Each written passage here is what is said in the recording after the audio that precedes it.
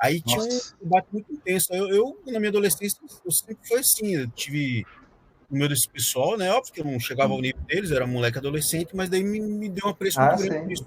Vai entrando Acho na que a gente poderia nossa, ter aqui em Curitiba aí, sabe? Essas coisas nosso assim, sangue. itinerantes, sabe? A Uhum, varanda sim, sim. cultural entre os amigos, assim, conversar sobre, né?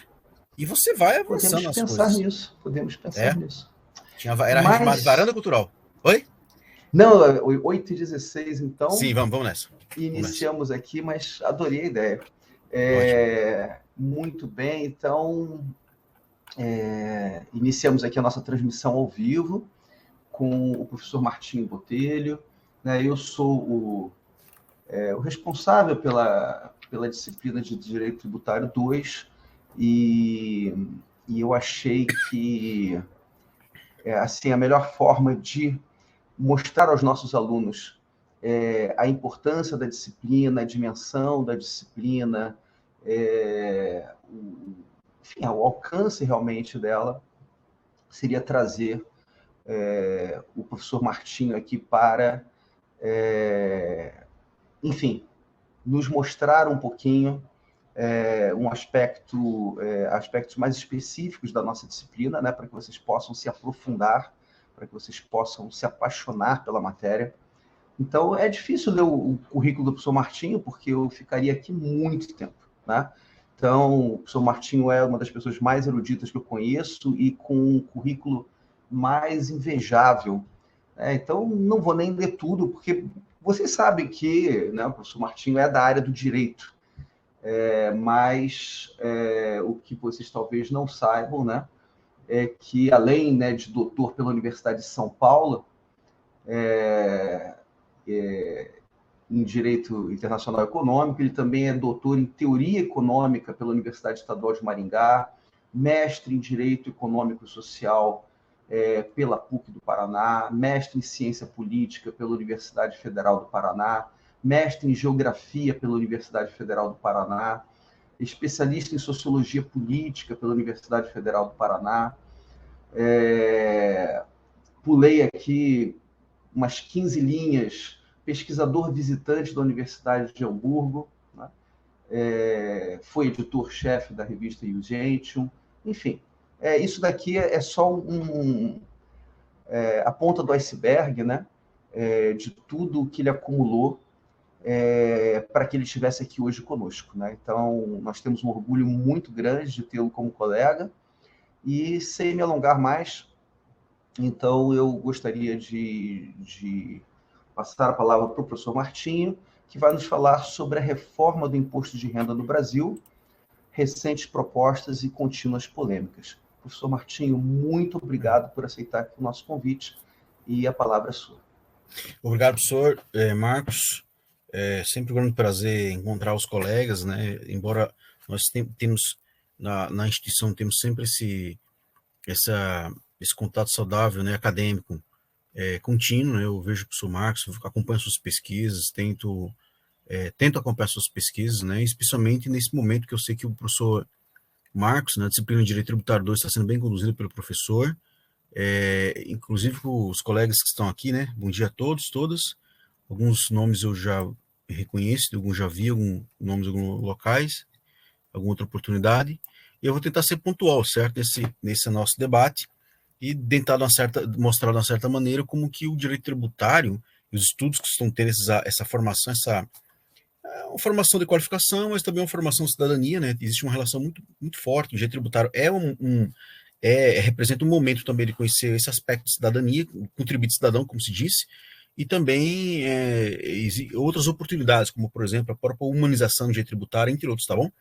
Então, eu vou tentar ser pontual no sentido, inclusive, de mostrar como é que esse tema atual, né?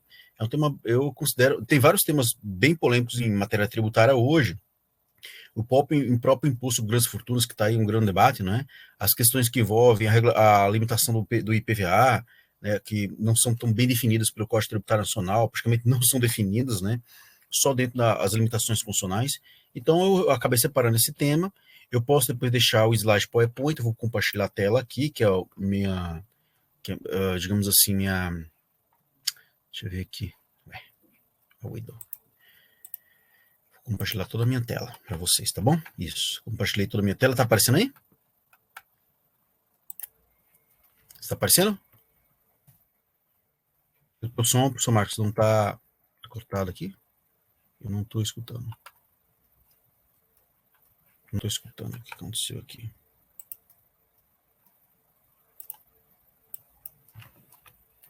Ué.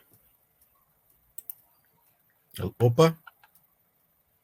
Deu? É. Eu não estou escutando, não. Deixa eu dar um reload aqui. Desculpa, eu tinha cortado o som. Não, eu vou. Se você tiver com o teu WhatsApp aberto. Ó, dá para escutar agora? Dá para ver minha tela aí? Peraí, vamos ver.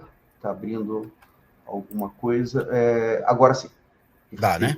Ah, isso aí. Então fechamos. Ok, então vamos ser pontuais aqui. Se dá para ver a tela, eu coloquei um slide PowerPoint agora, tá bom? Então esse slide PowerPoint eu vou deixar disponível para o professor Marcos, daí de uma maneira tal que vocês possam depois pensar melhor. Eu sei que está sendo gravado esse encontro nosso, então eu vou tentar ser pontual, tá bom? Dentro do nosso tempo. Então, qual é a ideia da gente tratar hoje é sobre essa reforma que se diz do imposto de renda no Brasil. Reforma do imposto de renda no Brasil, o imposto sobre a renda, como se diz, né, na literatura, o mais apropriado, as recentes propostas contínuas polêmicas, né? Então, a ideia geral é mostrar o que está vencendo, as bases, né, do que vem sendo discutido atualmente, e não só aqui dentro do que nós chamamos direito a graduação em direito, né? Mas relembrando que eu venho mostrando aqui é uma parte do que eu venho fazendo pesquisas ao nível de mestrado em direito. É no programa mestrado em direito da Uninter, com o qual tem um vínculo também, né? Tem um vínculo com a graduação, inclusive com o mestrado em direito, que traz uma oportunidade, inclusive, para quem fosse graduar, inclusive vocês se preparar para fazer o mestrado, que seria uma ótima oportunidade, e a Uninter tem essa possibilidade, tá bom? Mestrado em direito. Tem no nosso programa, na nossa instituição. Então, qual é a ideia? A gente vai falar sobre, primeiramente, o sistema tributário brasileiro, algumas questões pontuais, a reforma tributária no Brasil, que existiram várias reformas, não foi uma só. Essa última, ela muito inspirada em problemas atuais que nós enfrentamos, especialmente quando envolve as finanças públicas no Brasil. A proposta que foi feita originalmente e algumas alterações no imposto sobre a renda. Fora, um sexto tópico, vocês podem ver aqui, os próximos trâmites, né, as polêmicas esperanças que tem com essa reforma. Então, o que acontece? Sobre o sistema tributário brasileiro, foram feitas várias tentativas, tá, de reformas. Algumas micro-reformas desde a década de 90 e 95, mas inclusive reformas maiores até anteriores. Então, quando se fala em reforma tributária hoje em dia, ou esses polêmicas envolvidas, não se trata de um tema assim tão, digamos assim, que tenha sido implementado em um primeiro momento da história de direito tributário no Brasil. Negativo. Já existiram reformas parciais, micro-reformas e reformas mais amplas, como a do próprio CTN. O CTN, que vocês estudam em Direito Tributário 2, que estuda o Código Tributário Nacional de 66, ele foi fruto de uma grande reforma feita na década de 60 para adaptar, né, as finanças públicas na época e, obviamente, o planejamento, né, que era feito naquele momento. Então, a questão que vem sendo discutida hoje é que se a reforma é parcial ou a mais ampla, quais as propostas que foram mais tímidas ou agressivas. Então, quer dizer, não será essa última reforma, mas até quando durará a mesma. Então, para ter uma ideia geral, assim, panorâmica, a evolução do sistema tributário brasileiro, e quando se fala em reforma, vira e regra a literatura, ela entende que existem três grandes etapas. Dentro dessas três grandes etapas, que eu coloco aqui, destaco no PowerPoint, existem algumas microetapas, mas vamos analisar primeiramente de maneira panorâmica, como eu mencionei. Então, a evolução do sistema tributário brasileiro se diz que teve um primeiro momento, a proclamação da República, de 91 até a década de 60, as duas repúblicas, a República, eles não gostam de falar de República Antiga, né? República Velha, Primeira República, nem República Antiga nem Velha, a Primeira República e depois a Segunda República. Depois passamos à década de 60, esse foi um momento crucial, a década de 60 para a matéria tributária, porque o Brasil ele segue um outro passo. Até a década de 80 é um direito tributário bem diferente daqueles que nós vivemos hoje, daqueles que os nossos avós, digamos assim, tenham convivido, né? Os nossos antepassados convividos, década de 60 até 88. E o atual de 88, né, da Constituição de 88 até atualmente, e esse sistema tributário brasileiro de 88 até agora, ele tem características singulares. né? Existe todo um Estado democrático de direito mais pujante, vocês já viram, estão vendo isso em direito tributário, só que também tem uma questão aí, digamos, político-social econômica, né, que vai influenciar muito a maneira como o direito tributário vem sendo desenhado desde 88. Então, nessa primeira fase, digamos assim, ou macrofase, da proclamação da República até a década de 60, de 1891, na República, Primeira República, até a década de 60, já na Segunda República, o Brasil herdou uma estrutura tributária vigente na época do Império. E essa herança da estrutura tributária, ela vem também de um reflexo da estrutura econômica. O Brasil era um país, como eu mencionei, agrícola.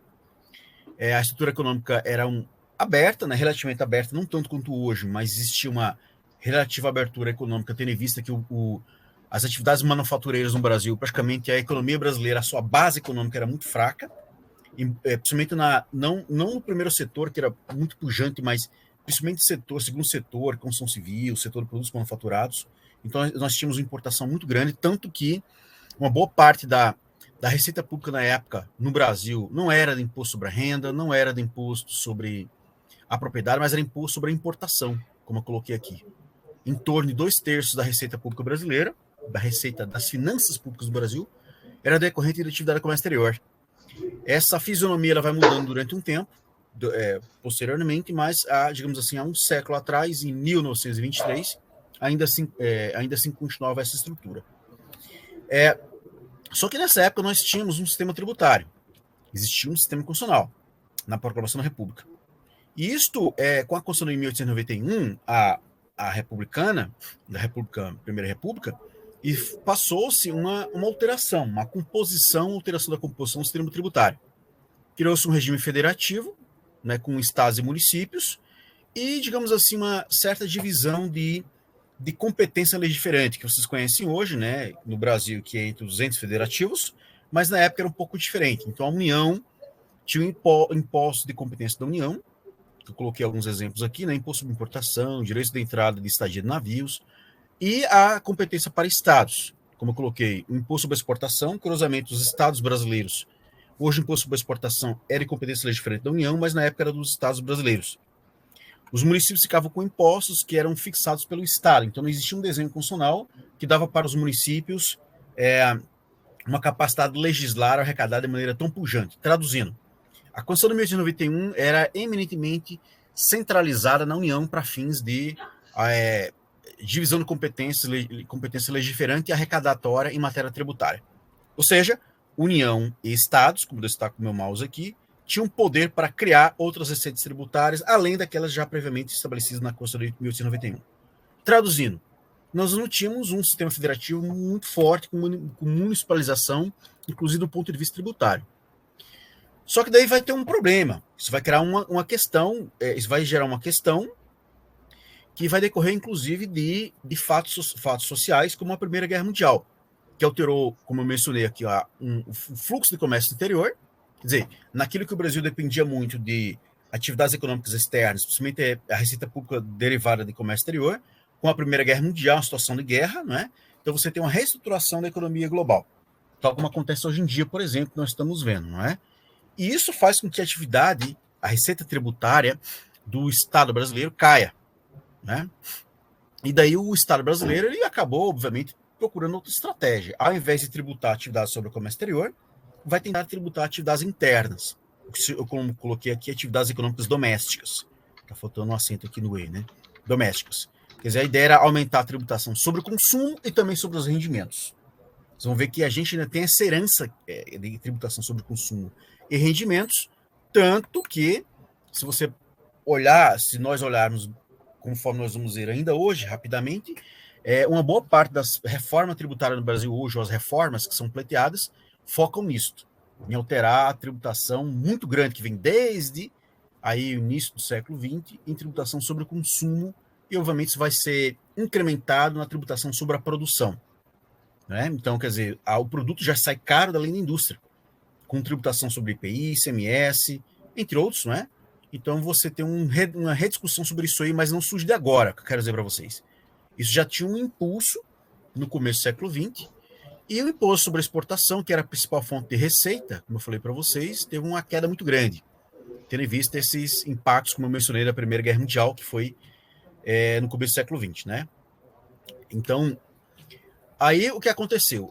Tivemos uma nova Constituição, a 34, que na verdade 34 é 37, né? Um ciclo muito pequeno, que eu acho que não podemos nem falar em efetividade dessa Constituição, só que ela promoveu algum debate muito importante na parte de evolução ou reformulação do sistema tributário brasileiro, que era tentar se repartir a receita de impostos entre diferentes esferas do governo. Quer dizer, essa Constituição 34, ela tentou, assim, digamos, se desvincular de uma herança anterior, onde, como eu falei para vocês, a União era o principal ente que tributava, tinha essa competência para legislar, criar tributos e arrecadar, e em 34 não deu tanto certo, porque a gente sabe que essa Constituição 34 ela teve veio a seguir em 37, quando o Estado Novo, e que aí sim modificou o sistema tributário e deu um choque, né? A Constituição 37 ela teve várias alterações no direito brasileiro, né? Mas na parte tributária, acho que foi uma grande, digamos assim, novidade, né? Foi esta readaptação do sistema tributário anterior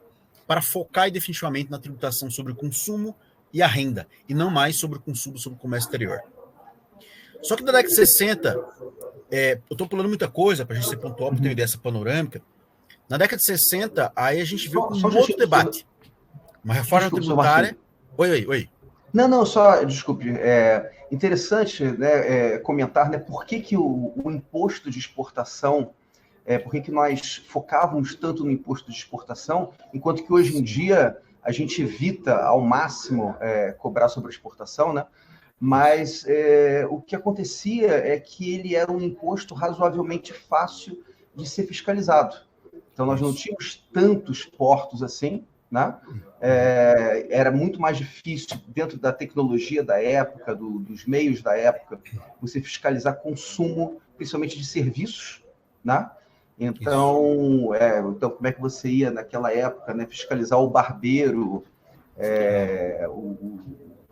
como é que eu vou dizer, o alfaiate, essas coisas.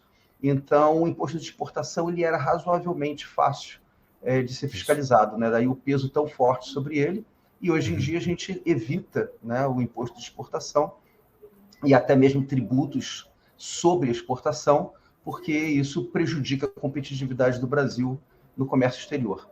Desculpa, professor, mas é que aí eu já aproveitei e já dei uma pincelada em mais um aspecto da disciplina, né, além daqueles que o professor já está apresentando. Ótimo, professor. A gente vê em qualquer momento. Eu não estou enxergando vocês, o que eu estou vendo aqui é só o meu PowerPoint, então eu não consigo ver se vocês... Né, eu tô de olho no chat aqui. Isso, a qualquer momento podem intervir. Eu transmito. Ótimo, que maravilha. Então tá ótimo, podem intervir a qualquer momento. Então, perfeito, professor Marcos. Então, é isso aí. Então, o Estado brasileiro, ele tinha dentro das possibilidades, né, ele tinha essas limitações e que proporcionou o desenho do sistema tributário brasileiro dessa maneira, até a década de 50, década de 60. A partir da década de 50, principalmente, aí nós temos uma questão que não tem como estudar direito tributário sem entender o perfil econômico nacional, certo? O governo brasileiro, o Estado brasileiro, acho que não era só uma questão do governo, mas o Estado, ele passou a implementar os projetos de desenvolvimentismo, embora o Brasil não tenha sido o primeiro país a se industrializar na América Latina, né? Mas nós perseguimos muito isso, esse desenvolvimento industrial, como destaco aqui em negrito, onde o Estado brasileiro, o governo, era uma proposta de Estado, não só do governo, era a ideia, tanto que o processo industrial continuou depois dos governos da década de 50, e a ideia era apoiar a industrialização e incrementar despesas públicas, não coloquei, tá? Que não foram acompanhadas das receitas. Traduzindo, o Estado brasileiro passou dentro dessa vibe de se industrializar para alcançar o progresso. É um debate muito interessante que a gente tem em economia, a própria ciência política, né? Essa relação entre o empresariado, ou como se chama burguesia industrial, né? Entre o empresariado brasileiro e a industrialização, quer dizer, uma conjugação de esforços, né, da sociedade, especialmente do empresariado, com o Estado brasileiro para proporcionar o desenvolvimento, que era a saída, era o diagnóstico. Para o Brasil superar alguns problemas internos, teria que se industrializar. Nós já tínhamos começado esse processo, obviamente, mas na década de 50 se impulsionou, o Getúlio Vargas já tinha começado esse processo, só que tinha um problema, que era essa ideia de não acompanhamento das receitas públicas, das despesas públicas. Traduzindo, gastava-se mais do que se arrecadava, que é um problema muito grande ainda hoje, percebam, nesses debates sobre a reforma tributária atualmente. O cerne da questão é basicamente essa. O Estado brasileiro não cabe dentro das contas, que é um jargão muito utilizado, né? Muita despesa pública, da maneira como a gente construiu as políticas públicas, e as receitas estando aí tendo um certo revés de tal sorte que as contas públicas já começavam a ser deficitárias.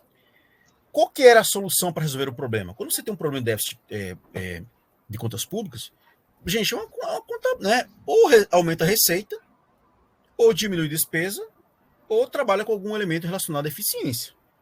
Essas são as poucas, em suma, são essas saídas. Na época, a saída que foi feita, que dizia que o sistema tributário brasileiro era insuficiente, causava endividamento público, aí pensou-se, né, em uma reforma tributária para resolver o problema orçamentário. Hoje não deixa de ser diferente, né? Em suma, tem um problema de simplificação do sistema que eu vou mostrar para vocês. A ideia não é somente resolver o problema das contas, mas também da simplificação do sistema, porque o sistema tributário brasileiro é complexo pra caramba. E daí chegou-se até um ponto, né, que tem um jurista muito conhecido em matéria tributária, o jurista da primeira fase, digamos assim, na década de 60 de tributário no Brasil, chamado Gilberto Canto, que dizia o seguinte, né, que o fisco brasileiro, na época, tinha perdido toda a espiritualidade, né, porque visava tão somente obter dinheiro, seja como for, de quem puder ser, pelas formas que se afigurem mais fáceis e produtivas. Tem um documento muito interessante, da década de 60, antes da primeira reforma tributária grande, que foi o CTN 66, onde o Gilberto Canto dizia isso, olha, está bem visível como é que o Estado brasileiro quer resolver o problema. Qual como vai resolver o problema? Não vai ser reduzindo gastos, vai ser aumento da receita por aumento da carga tributária, uma reforma que proporcione isso. E foi o que aconteceu na década de 60. Então, na década de 60, já passada aí a Constituição de 46 e de 67, estava visível que o rumo do sistema tributário era este, aumentar receitas fiscais, ou receitas públicas derivadas, como se diz aí, né? Para permitir a redução dos déficits do governo. Traduzindo, como criar uma sociedade que tivesse essa pujança de financiamento de empresas estatais.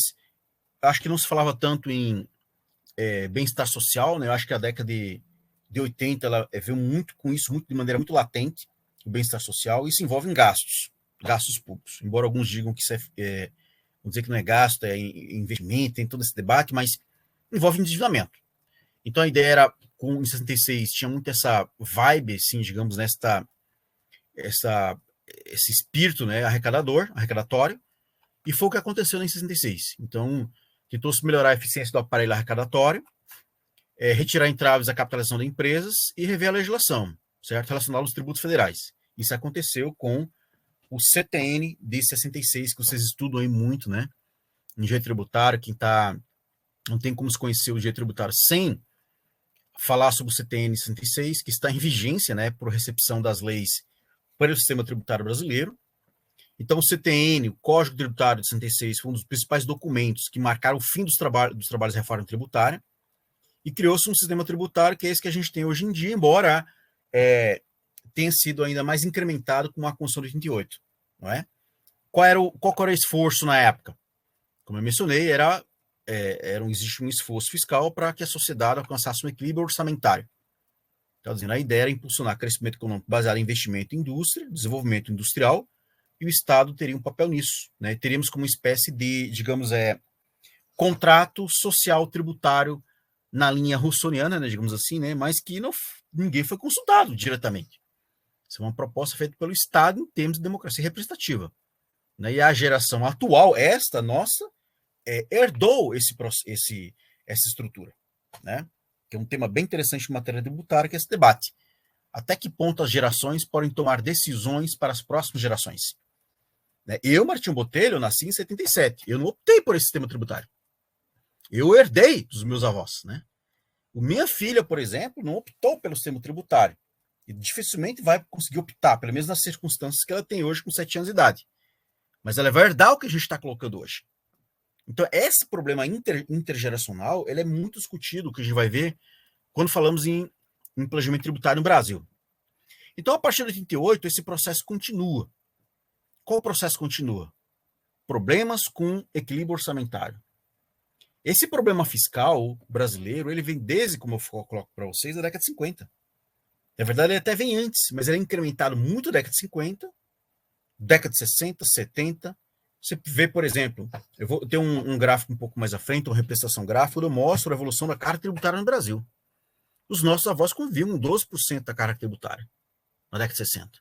Hoje nós convivemos com quase 4 vezes mais do que essa carga tributária. Uns 3 vezes e meia. O que, obviamente, é um outro mundo tributário, como eu quero dizer para vocês. E isto passa por discussões sobre a arrecadação, como eu tinha mencionado. E a arrecadação guarda relação com o aumento da carga tributária e a reformação do sistema. Em 88, o sistema constitucional tributário foi refeito. Ele foi fruto de todo um processo, embora o cerne, a origem da discussão da Assembleia Nacional Constituinte não foi a questão tributária. Eu acho que isso a gente pode trazer os historiadores aí em matéria de direito tributário, mas eu acho que não foi esse o centro principal. A Constituição de 88 tinha um outro debate, né, que envolvia outros elementos políticos fora da questão tributária, mas a questão tributária acabou entrando. A grande crítica que se faz é que a comissão, existiam várias comissões na Assembleia Nacional Constituinte, em 88, na verdade era de 87, né, e depois 86, 87 e 88, e essa Constituição, essa Assembleia Nacional Constituinte, que veio já pensar em 86, instituída em 87, depois foi em 88 terminada com uma Constituição, ela tinha várias comissões, né, que debatiam temas, a maneira como ia ser desenhada a Constituição, certo? Ela tem, como eu coloquei, uma envergadura grande, né, é uma Constituição muito extensa, que vocês sabem, mas tinha uma comissão que tratava sobre temas tributários, uma comissão, como eu coloquei aqui, isolada, né? Porque, se você parar para pensar, todos os dispositivos relacionados ao direito tributário na Constituição de 88 estão lá, dos 145 e seguintes. Né? Tem uma parte do sistema constitucional tributário. E ele não é tão integrado com outros, com outras partes, né? Outras microestruturas da Constituição. Ele é isolado, ele é no meiozinho, isolado, e não tem uma comunicação tão grande. Alguns poderiam dizer, não, mas deveria ter. Mas, bem, enfim, isso demonstra que a Comissão de Direito Tributário era muito isolada. O resultado, tivemos uma comissão que criou um sistema tributário, eu coloquei insuficiente, eu acho que talvez seja até não sei se seria a expressão apropriada, mas eu coloquei insuficiente para o tamanho do Estado. Traduzindo, nós colocamos muitos direitos e garantias individuais e fundamentais, que são importantes, não tenho dúvida, para a evolução da sociedade brasileira. Só que pensar isso de maneira irrealista e sem provisões de recursos, dá problema. E foi o que aconteceu com o sistema tributário brasileiro. Então, ele não... como eu falei, a Constituição brasileira era muito grande, muito sofisticada em termos de... muito refinada em termos de criação de direitos, que são e garantias para os indivíduos, mas que são financiados por recursos públicos. E traduzindo, isso criou mais uma situação, que eu coloquei aqui, de desequilíbrio orçamentário e financeiro. Então, alguns dizem até que para você ter todos aqueles direitos e garantias fundamentais que são previstos na Constituição, que são, olha, veja só, eu não estou criticando que não deveriam existir, mas a maneira como é financiado e o financiamento dessas garantias é pelo Estado brasileiro. Alguns dizem que nós deveríamos ter em torno de 50% de PIB da carga tributária. Ora, os chilenos recentemente, quando tiveram no ano passado debatendo sobre a sua Constituição, eles colocaram isso em pauta. Será que queremos um Estado de bem-estar social, providência tão grande? Mas temos que saber que a sociedade vai ter que financiar isso. E a carga tributária vai aumentar. Então teve um debate muito gigantesco. Eu sei que o processo chileno é diferente, foi diferente do brasileiro, a Constituição chilena, mas esse debate vem à tona. A sociedade brasileira está disposta a financiar tantas garantias e tal sorte que chegamos, por exemplo, a 50%, a 60% da carga tributária do PIB? Essa é a questão. Pois é, esse foi o desenho. Oi, professor Marcos. Fale. Não, eu, em 1988, eu estava nos bancos da faculdade, né? E aí, não sei se o ventilador está atrapalhando muito. Não, tá escutando bem. Mas, então, para explicar um pouquinho, né, o que os constituintes fizeram, a gente tinha, naquele momento, uma impressão de que com o novo regime, com essa nova Constituição, o Brasil ia crescer muito.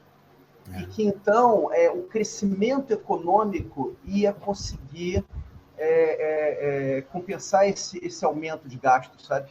Então, havia essa crença, assim, de que a partir daquele momento a gente ia ter crescimento de 3%, 4% ao ano, isso. E que então tudo isso seria absorvido, né? Isso, infelizmente, de lá para cá, o que nós tivemos foram alguns voos de galinha, né? Pois bem. Então, eu acho que esse também foi um dos fatores, né, que levaram a se colocar na Constituição tantas coisas assim. Pois bem. Quer dizer, o que o professor Marcos está dizendo é o seguinte, quer dizer, o crescimento econômico brasileiro seria induzido, né, ou por um processo de gastos públicos, não é? Quer dizer, com essas políticas públicas aí do tipo intervencionistas, não é? Então, esse é o debate. A questão é a seguinte, olha, isto vai ensejar uma nova situação, vai ter como consequência uma nova situação, que é, né, que são essas condições, como eu mencionei, de aumento da carga tributária. Traduzindo, eu vou mostrar aqui, ó, eu dei um zoom, e eu coloquei aqui um gráfico, fonte IBGE, uma representação gráfica, mostrando a evolução da carga tributária aqui em azul, vocês veem aqui em azul, ó, né? De 1925 até 1985. E depois eu continuo aqui da década de 90 no gráfico, na representação gráfica à direita. Percebam que a carga tributária brasileira, no começo do século XX, era muito pequena, menos de 10%. Na verdade, a média de 10%, ela vai aumentando gradualmente, até chegarmos ao grande impulso da década de 50, que é essa aqui que eu estou destacando. Onde a carga tributária vai dando um impulso, e o grande salto aqui da década de 60, que foi a grande reforma tributária brasileira, né? Que foi dada por meio do CTN. Já existiam algumas leis anteriores que já vinham fazendo esse processo, os militares incharam muito o Estado brasileiro, incharam bastante. Nós chegamos a ter 200 empresas estatais, cara, criadas pelos militares, coisa para burro, que era dentro dessa lógica de que o Estado seria o agente impulsionador do crescimento econômico. O projeto de industrialização não tinha sido abandonado. Na verdade, ele já se começou, no Brasil, ele começou mesmo antes do Vargas, né? Já tinha indústrias, assim, mas daí o Vargas deu o impulso principal, década de 30. Só que os militares, os governos militares, década de 60, deram esse grande impulso. Uma reforma de 66, que foi o próprio CTN, que vocês estudam aí, que é a lei 5.173, 76, né? E esse processo e esta carga tributária, ela continua, chegando a 25%, 27% aqui, ó.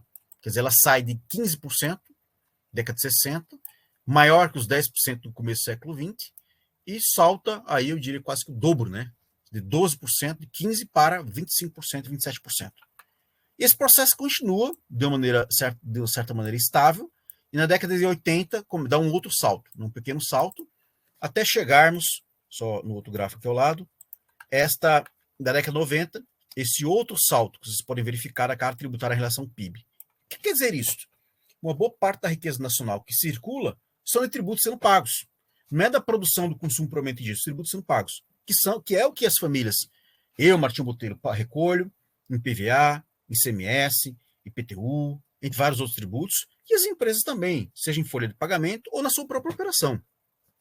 Então, a década de 90 no Brasil, percebam, é um outro salto, saindo de em torno de 22% para 34%, 33%. Esse processo continua, a tal ponto que hoje se diz que tem vários critérios de apreciação da carga tributária no Brasil, hoje é em torno de 38%, 40%.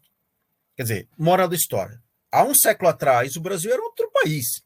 É uma outra fisionomia econômica, uma outra fisionomia, inclusive, social, política, né? E jurídica. Mas, do ponto de vista de carga tributária e finanças públicas, certamente, somos completamente outro país. Uma carga tributária de 10% para 40%. Então, é coisa para dedéu. Só que daí que acontece? A gente tem que pensar, de uma certa maneira, eu coloquei um exemplo aqui dos Estados Unidos, embora seja muito complicado, porque você fazer estudos comparados assim, eu sei que é muito complicado, mas só para trazer assim, um pouco mais de sofisticação. Recentemente, os Estados Unidos fizeram uma reforma, em 2017, não uma reforma tributária grande, mas uma pequena alteração, nos lucros de empresas, lucros corporativos e planos de investimento.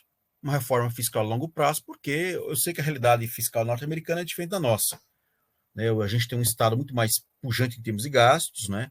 Tem um Estado bem social, né? Educação pública, saúde pública, programas sociais muito que incrementam bastante. Você tem um problema aí gigantesco, que é uma máquina burocrática cara, você sabe isso aí, caríssima, aliás, né? Com uma parte da elite da burocracia do estamento burocrático brasileiro com altas remunerações, com benefícios gigantescos, uma coisa horrorosa. E uma parte que não é todo burocrata que tem latente essas posições de benefícios, mas nós temos. Então, os Estados Unidos vem tentando fazer algumas reformas no sentido de induzir a redução da carga tributária, principalmente para setores produtivos, como eu coloquei aqui, corporativos, grandes empresas, e o setor de investimento, quer dizer, o mercado financeiro. Dentro dessa discussão, o que acontece no Brasil? Agora passamos o que a gente tem hoje em dia, percebam. Há uma grande necessidade, se diz, de adaptação do sistema tributário brasileiro à realidade moderna, não é?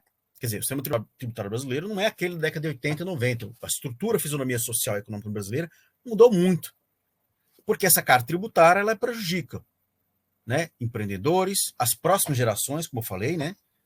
Esses moleques estão nascendo aí, pode acontecer que no futuro eles chegam à conclusão, eu não estou afim de ficar no Brasil, não. Para quê? Para financiar um processo que eu não participei e nem posso ter possibilidade de colocar a minha opinião agora, participação democrática? Sim, porque eu herdei. Eu herdei dos meus pais e dos meus avós. Por que eu vou ter que financiar esse negócio e bancar esse que eu não tive nenhuma possibilidade de participar? Então, isso mexe muito com a expectativa dos jovens. Falar sério mesmo. Né? Nesse sentido, olha, eu não estou disposto a financiar.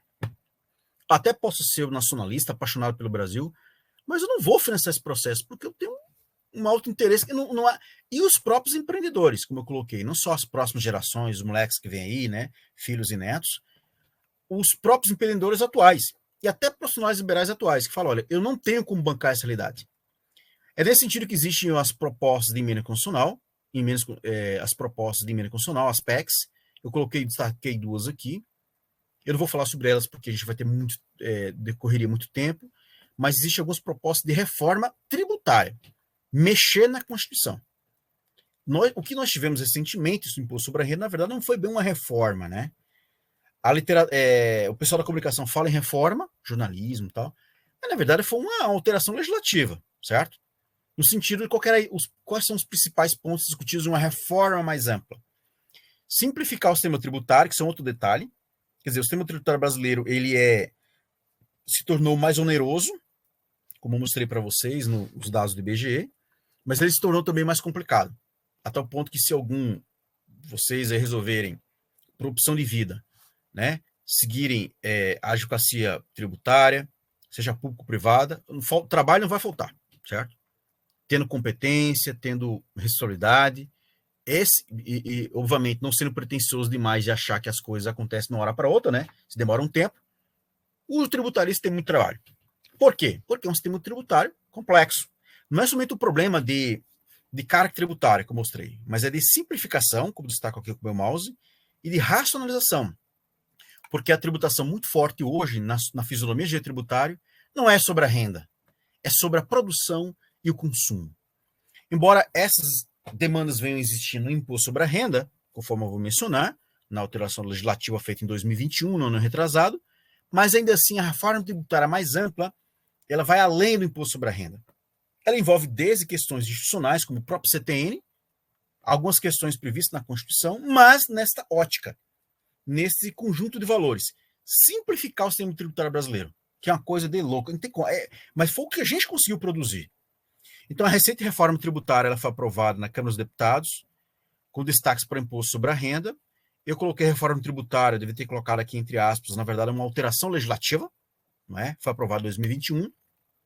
E, em geral, nessas alterações do imposto sobre a renda recentes em 2021, foram feitas 3 alterações principais, talvez inspiradas no modelo norte-americano, que eu falei aqui, ó, o modelo norte-americano que é esse aqui, ó, que é da TCJA, que eles chamam lá, né, que é o Tax Cut, que o Act é uma lei, né, nos Estados Unidos, Act é uma lei. Então, o Tax Cut é tipo assim, o corte de tributos, and Job, quer dizer, and Job Act, quer dizer, uma lei que ela tenta estimular o corte de tributação para estimular a atividade empreendedora e, por conseguinte, jobs, que são empregos. É uma espécie de política fiscal, né, tributária, no sentido de induzir mais empregabilidade e mais atividades econômicas. Então, o Brasil, de certa maneira, eu diria, pode até ter se inspirado com isso, porque as alterações recentes do Imposto sobre a Renda de 2021 focaram em 3 aspectos, para investidores, empresas e pessoas físicas. Para investidores, eu fiz um quadro aqui, que desses podem depois analisar, fiz o que era, o que tinha, o que estava previsto. Opa! A proposta da alteração da lei do imposto sobre a renda e o texto aprovado. Aí tem muito caminho aqui, né? Eu destaquei aqui em vermelho, em rosa, aquelas situações onde foram majoradas, né? Foram aumentadas a carga tributária, como, por exemplo, a distribuição de dividendos, né? Para quem tem ações ou cotas. Então, daí existe uma isenção, tinha um debate muito grande na época, né? Quer dizer, sócios ou acionistas de sociedades que recebem dividendos 1 ou 2 vezes ao ano são isentos, eram isentos de imposto sobre a renda. E, inclusive, esse pessoal fazia planejamento tributário assim. Recebiam aquelas grandes distribuições no final do ano, aqueles valores gigantescos, mas eram isentos do imposto sobre a renda. O Estado brasileiro propôs uma alíquota de 15%. Aí tinham alguns tratos aqui, né? Mas foi uma coisa que chamou a atenção. Foi a maior tributação sobre investidores. Atividades que envolvem investimento. Alguns chamam de rentistas, né, por aí, mas isso aumenta a carga tributária. Então, eu coloquei alguns detalhes aqui que eu acho que estou tentando controlar o tempo para a gente não se perder muito. Aí eu fiz um resumo geral, posso até passar para vocês. Eu passo, não tem problema nenhum, para vocês verem. Uma outra alteração foi para empresas, né?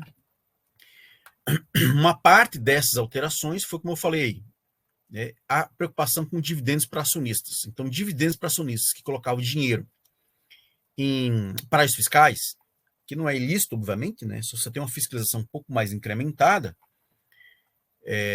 existia isenção. Então, o texto aprovado previa uma lei de 30%. Embora existiram algumas outras alterações, conforme vocês podem perceber, e a ideia geral era fazer como dizemos assim, um desgravame tarifário. Percebam que as alíquotas eram maiores, né? De 34% na lei anterior, e com a aprovação da recente, do Imposto sobre a Renda da Pessoa Jurídica recente, essa mudança legislativa, a alíquota cai para 26%. Então, qual era a ideia do legislador? Era aquilo parecido com os Estados Unidos. Desfazer o desgravame tarifário fiscal, tributar menos atividades empresariais para estimular o emprego. Aí tivemos outras alterações aqui para a parte pessoa física, que foi uma polêmica muito grande, ainda hoje vem sendo, né, sobre as questões que envolvem faixa de isenção, mas foram feitas algumas alterações também, recentemente. Tem várias polêmicas, tá, gente? Eu vou passando aqui para a gente não perder tanto tempo, mas eu coloquei assim, o espírito geral da coisa, que eu posso dizer para vocês.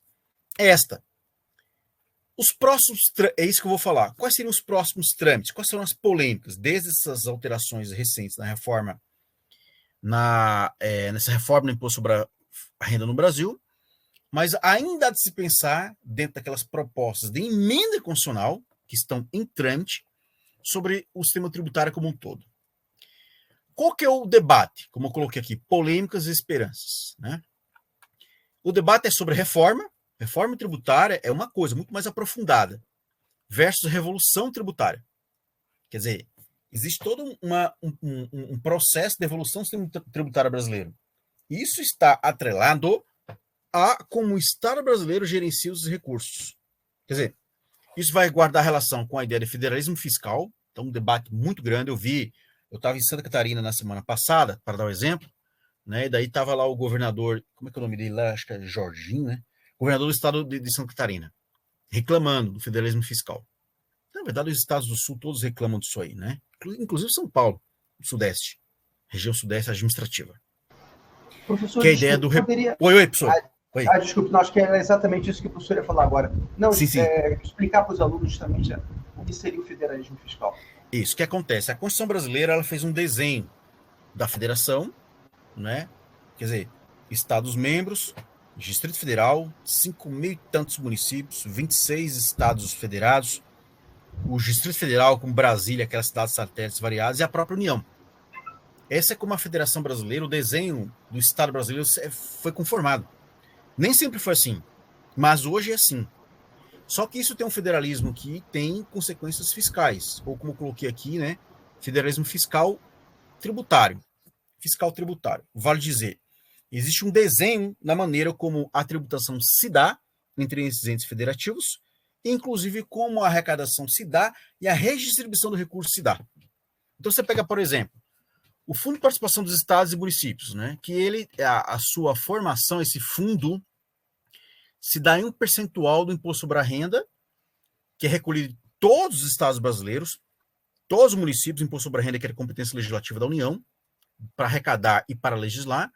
Então, a parte do imposto sobre a renda é o IPI, que também é arrecadado em todo o país. Imposto sobre a renda para quem tem renda, e proventos também, né, e lucro, e atividades de industrialização.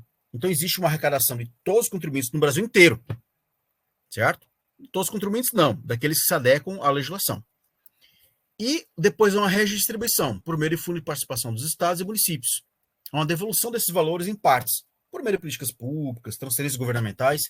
E esse é o debate, né, que daí isso compõe o federalismo fiscal. Né? Então, estava na semana passada o governador Jorginho, eu estava vendo Santa Catarina, dizendo isso, olha, a gente fez um levantamento, então nós mandamos R$100 para Brasília, porque por o fundo de participação do, né, imposto sobre a renda e IPI, que são arrecadados lá de atividades em Santa Catarina, atividades econômicas. Só quando a gente vai fazer a análise, o cálculo, de Brasília voltam R$2. Os caras estavam bem revoltados com isso. Quer dizer, mas veja, na lógica da federação, nós somos irmãos, né? Os irmãos do Norte e Nordeste, os irmãos de São Paulo, os irmãos do Mato Grosso. Então, em tese, esse assunto, se tivesse passaria por uma rediscussão desse modelo de federalismo fiscal. A gente pode discutir outros federalismos no meio, políticos, eleitorais, mas no âmbito fiscal tem esse problema. Agora, veja, isso é ilícito? Não, porque foi um desenho constitucional. Quando a gente estuda toda aquela parte de direito financeiro na própria Constituição, você vai verificar isso. Que esse foi o mecanismo de redistribuição de riqueza no Brasil. Não poderiam ter regiões tão desiguais do ponto de vista de distribuição de riqueza. Certo? Então, isso é um debate muito rico. Isso não é de agora. O professor Marcos, que gosta de história do Brasil aí, né?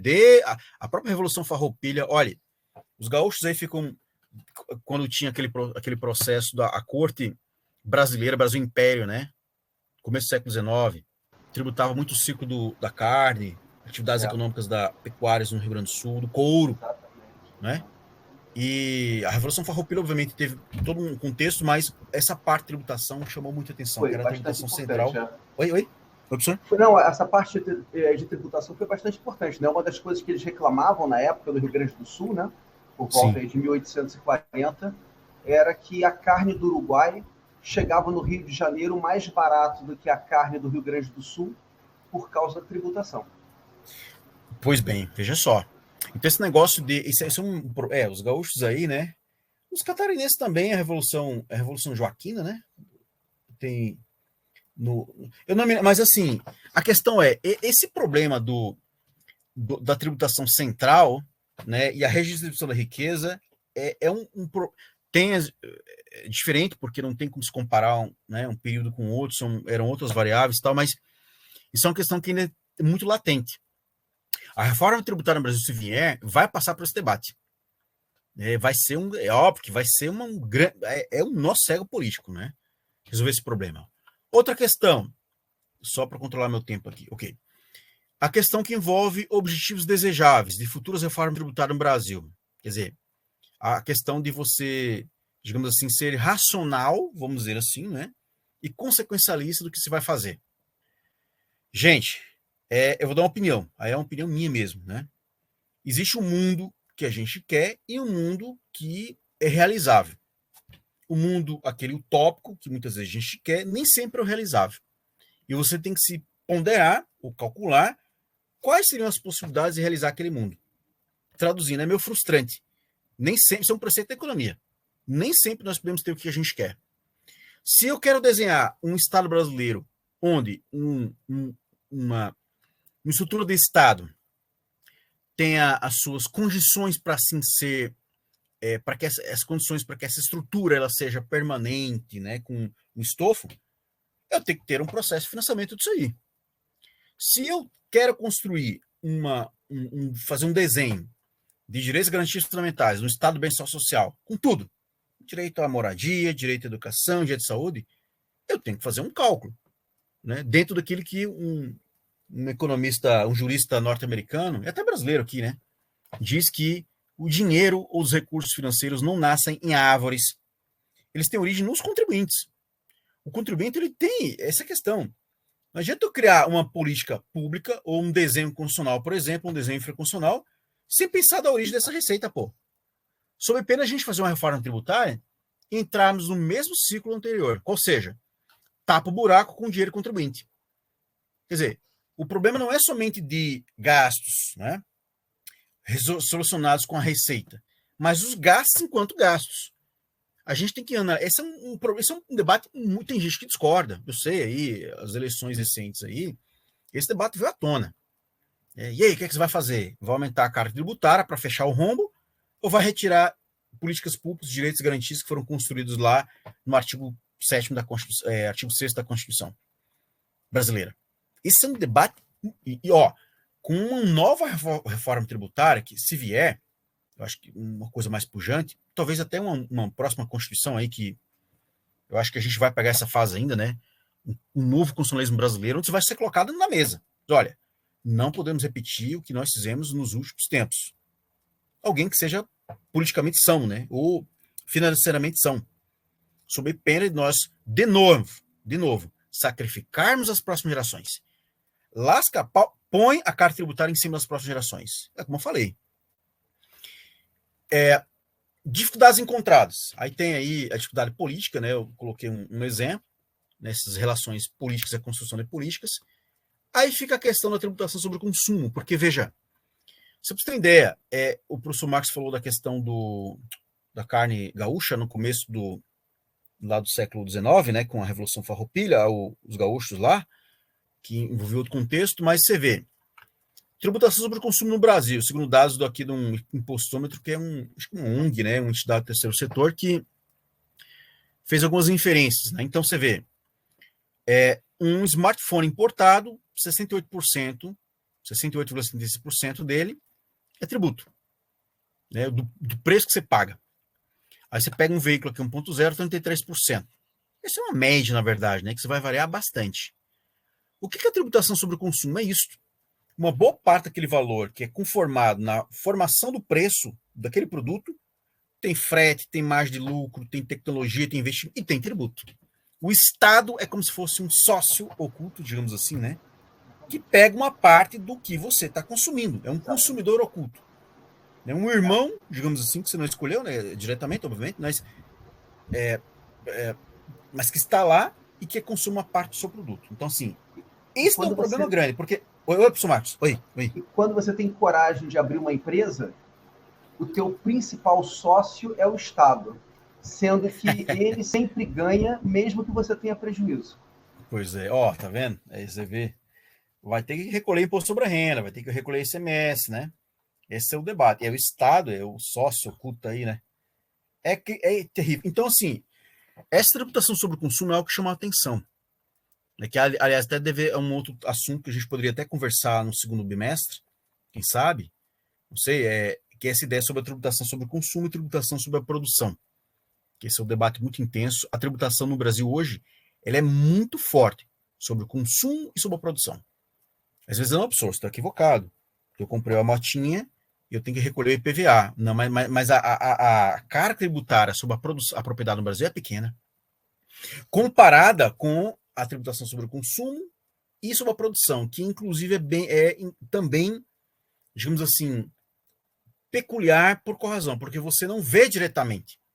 Quer dizer, quando você vai lá comprar uma água na cantina, ou um sanduichinho na cantina, aquele preço daquele alimento lá tem tributação sobre o consumo.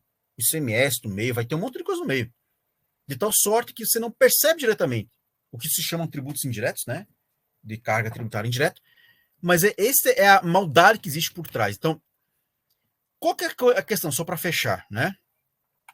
Essa reforma tributária vem sendo colocada aí, eu estava vendo um artigo do professor Pedro Nery, eu tive com ele uma palestra, acho que estava com um debate no ano passado, foi bem interessante conversando com ele sobre essa parte nós chamamos renda, a renda distribuída, né? O Estado vai dar um dinheiro, Bolsa Família, tudo mais, né, que a gente conhece. E o Pedro Fernando Nery, o professor, ele escreveu esse artigo que eu achei interessante, vocês podem procurar, que era sobre exatamente isso. O que a reforma tributária tem a ver comigo, né? Por exemplo, jovem, acadêmico de direito do 10º período, ou talvez não tão jovem, mas que sente de maneira isso. O que tem a ver isso com a minha pauta de... O que tem a ver? Tem, que é a ideia de mexer com a expectativa dos jovens, que eu estava falando para vocês. Mexe com a expectativa dos pobres, né? O cara percebe que esse é o debate, né? Ah, não quero ficar no Brasil, não tenho oportunidade, aqui tem que falar pagar tributo, eu vou lá para o Canadá. Né? Ou jovens que também sofrem muito com isso, que pagam muito imposto indireto, tem restrição de consumo, né? Você vê o grande sonho de um jovem hoje, os grandes sonhos de um jovem brasileiro hoje praticamente são limitados a consumo.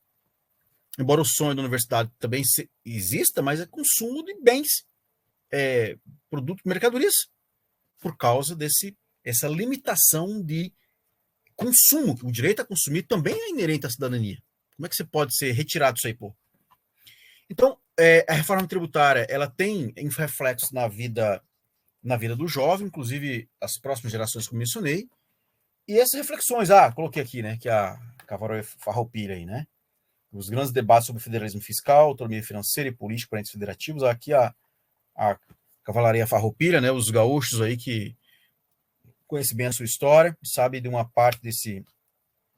Quais seriam os objetivos desejáveis para futuras reformas? Melhorar condições do setor produtivo, a indústria, comerciantes, melhorar a distribuição da carga tributária entre os contribuintes, que talvez seja essa ideia, né? Incrementar isso.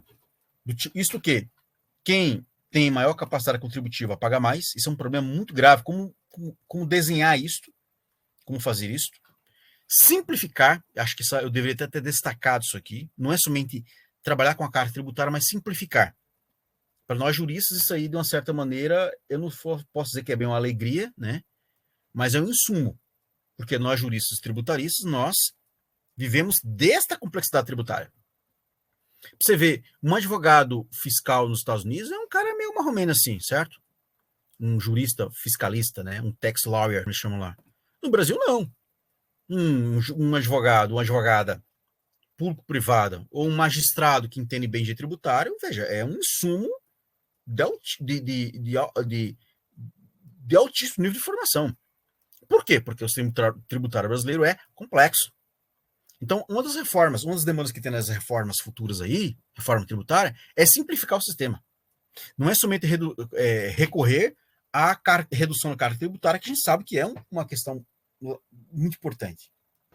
Professor, só um minutinho. Oi, professor, fale. Prestem, por favor, volte ao slide anterior. Certo. Isso aqui? Então, gente, prestem bastante atenção nesse tipo de informação do professor Martinho, não apenas para a evolução de vocês, mas também lembrando vocês que para que vocês possam receber o diploma dessa atividade, colocar essa atividade no currículo Lattes de vocês, tá? Vocês vão ter que responder uma pergunta que eu vou formular com base na aula do professor Martinho, tá? Com base nos slides do professor Martinho. Então, eu vou formular essa questão, enviar para a professora Bruna, e daqui a algumas horas, acredito eu, essa questão vai estar no AVA para vocês. Vocês vão entrar no Meus Cursos, aí lá vai ter um curso que vai ter o nome da palestra do professor Martinho, e lá vocês vão ter que responder uma questão de múltipla escolha. E a questão de múltipla escolha não é molinha, não é aquela tipo assim, você está lá no supermercado XPTO, concorrendo a um carro novo, e está lá, qual é o melhor supermercado de Curitiba? Opção A, XPTO, opção B, os outros. Não. Então, vocês vão ter que raciocinar para responder a minha questão, tá bom? Então, fiquem bem atentos às conclusões do professor Martinho. Obrigado, professor. Então, isso, professor. Então, só reforçando. Quais seriam os objetivos desejáveis em reformas tributárias futuras no Brasil? Eu acho que virão essas reformas. Vai ser um debate muito grande, político, econômico, jurídico, obviamente, né? Aí eu coloquei um primeiro elemento. Melhorar as condições do setor produtivo e alocação de recursos. Quer dizer, eu até destaquei aqui essas condições do setor produtivo, essas melhorias. Em que sentido? A tributação muito forte sobre indústrias, pequenas, grandes e médias, também sobre o consumo, né? Eu, Martinho Botelho, consumo. Eu não sou indústria, sou consumidor, cidadão. Mas você vai ver, Uma parte de um prato de comida que eu vou lá e compro tem uma carga tributária, metade da carga tributária. Eu vou abastecer meu veículo ali num posto de combustíveis, poxa vida, mais da metade é carga tributária, certo? Então existe uma tributação muito forte sobre o consumo do consumidor, né, o cidadão, mas também sobre a produção. O industriário também é IPI, é ICMS, é ISS, os tributos variados. Meu amigo, é um sistema perverso. Essa é a questão. É um sistema muito duro, que onera a produção, onera o consumo. Mas não onera, por exemplo, um proprietário, um latifundiário, né? Que tem uma propriedade, por exemplo, um latifúndio. O ITR é muito pequeno. Imposto sobre Propriedade Territorial Rural, o ITR, Imposto de Competência Legislativa Federal. Então, esse é um elemento muito importante, né? Quer dizer, para essas futuras reformas, pensar sobre uma tributação mais justa do ponto de vista, né, econômico, principalmente para essa ideia de melhoramentos de distribuição da carga tributária, uma tributação mais justa, quer dizer, quem ganha mais, tributa mais, quem ganha menos, tributa menos. Então, você pega, por exemplo, esse pessoal que vive do setor financeiro, investidores, ou investidores de sociedades, né, acionistas majoritários. A distribuição de lucros, que a gente vai analisar, dividendos, ela é isenta de imposto sobre a renda, poxa vida. Eu, Martinho Botelho, trabalhador, vocês, né, seletistas, têm imposto de renda na fonte. Pega ali na hora, na fonte pagadora. Só que um investidor acionista, que tem distribuição de lucros, não tem salário, é distribuição de lucros, é isento de imposto sobre a renda. Isso é justo? Esse é o debate. Então, assim, um sistema tributário mais justo do ponto de vista de carga tributária. Aí vem todo esse debate sobre IGF, né? Imposto sobre grandes fortunas, certo? O Neymar lá na França, acho que não está na França. Na França tem IGF. O Neymar tem IGF na Espanha. No Brasil não tem IGF. Talvez fosse um caminho. Quem sabe? Não sei nem como é que é. Assim, como que as forças sociais iriam permitir isso? Talvez até nunca, né? IGF no Brasil. Embora existam outros instrumentos também, tá? Para melhorar essa distribuição da carga tributária. Um outro objetivo desejável, simplificar o sistema tributário, que é complexo. O sistema tributário brasileiro não é somente oneroso, pesado, não é o maior do mundo, tá? Não é o mais oneroso do mundo. Você tem países aí com 60%, 50% da carga tributária. Mas daí é uma outra circunstância, onde o Estado providência, o Estado bem-estar, ele é presente, não é? Então existe um outro problema, qual seja, além da carga tributária, é a simplificação. É aquilo que eu falei para vocês. Porque tem um jurista tributarista no Brasil, um advogada, pode ter certeza, em parte é porque o sistema tributário brasileiro é complexo. Ele não é simples. Essa simplificação, ele induziria digamos assim, alguns benefícios, né? Para o empreendedorismo, para o bem-estar das famílias, a justiça tributária propriamente dita, né? E essa ideia de que o direito tributário brasileiro ele é tão oneroso, um custo do Brasil tão grande, que torce quase que, conforme vocês vêm percebendo aí, quase proibitivo, né? No jargãozão aí, no proibitivo, dificultoso, você ter uma empresa estrangeira no Brasil.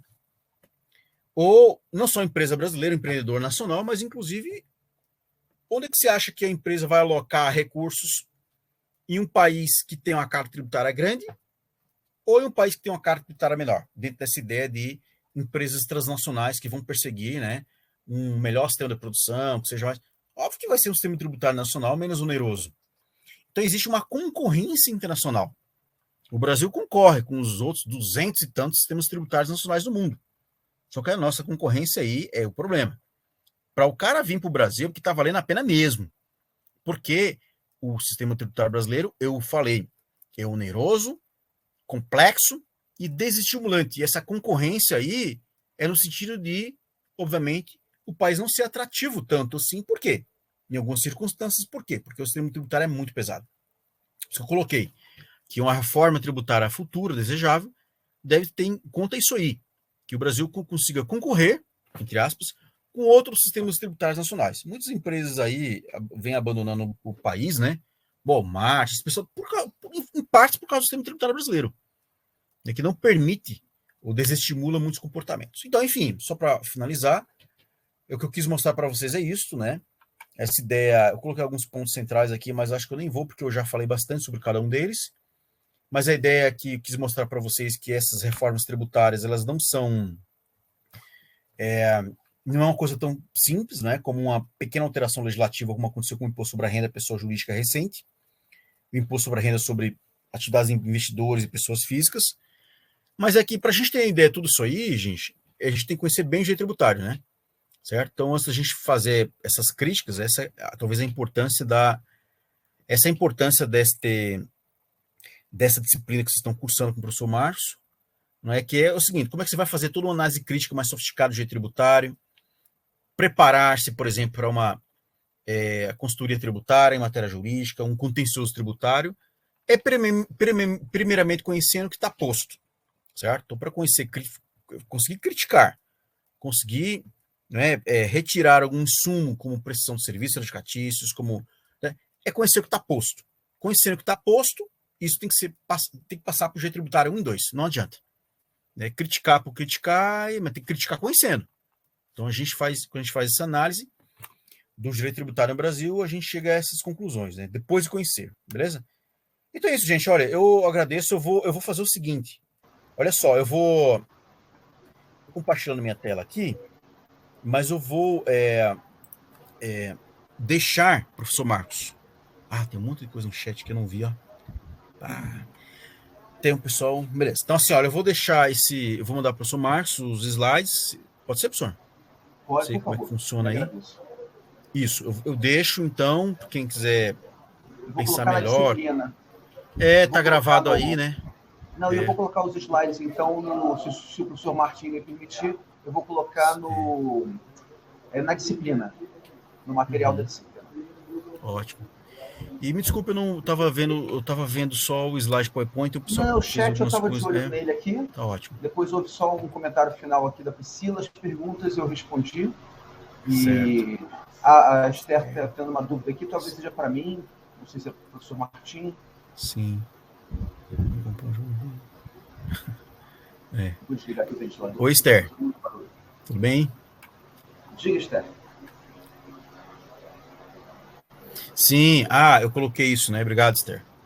Tem um determinado momento que no slide eu coloquei que o imposto sobre a renda gera desigualdades. Que é o seguinte, coloquei aqui, ó. Deixa eu colocar para vocês aqui. Isso, desigualdade social, né? Isso. A diminuição do imposto sobre a renda da pessoa jurídica pode gerar um problema social, aumento da desigualdade. O que acontece? Existe um debate, isso é um debate muito grande que vem na economia, certo? Que é essa ideia eu já ouvi falar de progressividade tributária, né? Que é essa ideia de que aqueles que... É uma ideia que guarda relação com justiça tributária e capacidade contributiva. Né? Quem tem mais patrimônio, poxa vida, o Estado mais justo tributar mais. Né? Porque tem mais capital disponível, mais patrimônio. Quem tem mais renda, recolhe mais imposto sobre a renda. Então, quando a gente fala que o imposto sobre a renda ele pode gerar uma desigualdade, é no sentido de que o investidor, por exemplo, que investe no mercado financeiro, letra de crédito imobiliário, em CDB, RDB, entre outros vários ativos financeiros, muitas vezes as atividades elas são isentas. Nem sempre há isenção. Mas você vê aquela questão que eu coloquei para vocês. Um investidor acionista que ofere algum tipo de remuneração, mas não no formato salário, que é tributado, mas no formato de distribuição de lucros e dividendos, é isento de imposto sobre a renda. Só que um trabalhador, que não é um acionista, um investidor de uma grande empresa, que ofere salário, mas não dividendos e lucros, que ele não é acionista, ele é tributado em imposto sobre a renda. Então, o que acontece? Muitas vezes, a lógica do imposto sobre a renda que tributa o trabalhador, com carteira assinada, entre outros, é muito mais perversa daquele que tem capital financeiro, um investidor, que investe lá numa sociedade, como eu falei para vocês, um sócio acionista, e ofere lucros e dividendos no final de um determinado período, é isento. E esta desproporção, como se diz, ela pode gerar uma desigualdade social, uma desigualdade socioeconômica. Porque está longe dessa incidência tributária de um imposto sobre a renda especificamente, e outro não, está próximo. Então, se diz que é um sistema injusto, que onera o trabalhador, que está lá com a carteira assinada, e desonera aquele que não é o trabalhador propriamente dito, mas é o investidor. Então se diz que esse sistema, isso é um debate, gente. Eu dei exemplo do imposto sobre a renda, mas tem vários debates em vários outros impostos. Esse é um tema que é latente, principalmente nessa parte de filosofia que se diz justiça tributária. Esse é um tema que guarda relação com política fiscal, mas também guarda relação com justiça tributária, que é um tema da filosofia. O que é ser justo de maneira tributária? Certo? Isso passa por aqueles debates sobre progressividade, né? Entre outros. Certo? Essa é a questão. Por isso que eu tinha colocado que a Esther tinha questionado, né? Aqui. Fala para o senhor Marcos. Não, e dentro da pergunta da Esther, né? De por que a diminuição do imposto de renda pode gerar desigualdade, uma das propostas que nós tivemos há uns 2 anos atrás era de reduzir a alíquota do imposto de renda máxima para, digamos, 20%, se não me engano, mas a pessoa física ela não poderia mais descontar do imposto de renda gasto com educação e saúde. Então, por exemplo, eu que tenho 53 anos de idade, as minhas filhas estão terminando a faculdade. Então, e também vão deixar de ser minhas dependentes. Né? Então, um colega meu, como o professor Martinho, que tem uma filha, e nós ganhamos um salário parecido, o Martinho não poderia mais abater do imposto de renda os gastos com a educação da filha. Então, nós temos uma renda parecida, mas nós pagaríamos o mesmo imposto de renda, mas isso seria uma desigualdade, porque o professor Martinho, porque o ensino público no Brasil não é, às vezes, tão bom, o professor Martinho, coitado, tem que colocar a filha na escola particular para aumentar as chances dela para o futuro e tudo mais, quer dizer, como se fosse um segundo imposto, né? Pagar a educação de filho é como se fosse um segundo tributo. Então, ele não poder mais descontar o gasto com a educação da filha, eventualmente com a saúde também, dependendo da proposta, cria uma desigualdade aqui entre nós. Né? Então, dentro das propostas aí de redução da alíquota do imposto de renda, eu vejo esse problema aí de desigualdade se realmente tirarem o abatimento com gastos com educação e saúde. Pois bem. Então, assim, não é tão simples, né? A construção de como eu falo, o desenho institucional de uma norma de um sistema tributário, ele é muito... não é tão simples assim, né? É um cobertor curto, né? Como que é? É um cobertor curto, né? A gente não sabe se cobre o pé ou o pescoço. Algum problema vai... Pois Essa é a ideia geral, mas assim... Eu agradeço, assim, tem mais um questionamento, acho que a desindustrialização, né? O empresário se sente mais tranquilo. Sim. Que imposto não é tributado, que investir... Isso, tá. Que é um problema que investir no sistema financeiro. Isso. Aí o estímulo ao menos ao mercado produtivo, mais o sistema financeiro, né? Isso que a colega mencionou, porque o sistema financeiro tem tributação, tá? O sistema financeiro. Mas a carga se diz que é menor do que, por exemplo, o sistema produtivo. É mais interessante. Aí, esse é um debate também muito interessante, né? O sistema financeiro, que é um sistema de especulação, né? De ativos financeiros, ele permite. O mercado financeiro é importante, né? Mas ele tem alguns resultados que são um pouco diferentes, por exemplo, do mercado produtivo, né? O mercado que gera diretamente empregos, né? Mercado produtivo. Financeiro não. Tem outra lógica de ativos financeiros. Aí tem esse debate bem interessante mesmo, viu? Que o sistema financeiro é menos onerado, que seria, portanto, uma outra questão a se debater, né? Por que menos onerado se, digamos assim, a função social, do mercado produtivo é muito mais intensa do que do mercado financeiro? Esse é o debate. Esse é um debate muito interessante também, certo?